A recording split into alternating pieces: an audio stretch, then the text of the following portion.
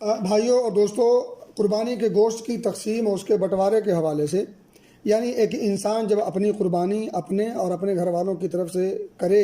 تو اس جانور میں مستحب طریقہ اور بہتر طریقہ تو یہ ہے کہ اسے 3 حصوں میں تقسیم کرے، ایک اپنے لیے، اپنے گھر کے لیے، اور ایک اپنے دوست احباب وغیرہ کے لیے، اور تیسرا غریبوں، فقیروں، محتاجوں اور مسکینوں کے لیے، کیونکہ اللہ رب العزت نے یہ قرآن کریم کی ایسا آیت کریمہ کے اس ٹکڑے میں فرمایا فَكُلُوا مِنْهَا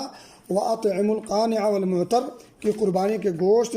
سے خود بھی کھائیں اور خوددار محتاجوں کو کھلائیں اور سوال کرنے والے محتاجوں کو بھی کھلائیں۔ تو اس آیت کریمہ سے امام ابن کثیر رحمۃ اللہ علیہ نے بھی اور امام ابن قدامہ رحمۃ اللہ علیہ نے بھی اور بلکہ شیخ الاسلام ابن تیمیہ رحمۃ اللہ علیہ نے بھی یہی کہا ہے کہ اسے اس گوشت کو 3 حصوں میں تقسیم کر کے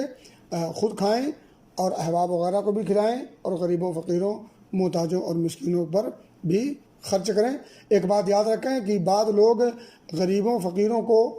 کم دیتے ہیں، بلکہ 2-4 بوٹی دے کر کے تنخواہ دیتے ہیں، تو یہ حرکت مناسب نہیں ہے، بلکہ غریبوں پر توجہ زیادہ ہونی چاہیے۔ اگر دل میں وسعت نہیں ہے، آپ دل کو بڑا نہیں کر سکتے، تو کم از کم 1/3 یعنی 1/3 گوشت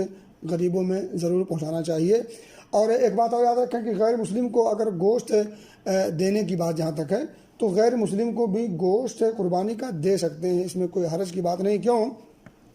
کیونکہ اللہ رب العزت نے جہاں کہا کہ وَأَطْعِمُوا الْقَانِعَ وَالْمُعْتَرَّ کہ جو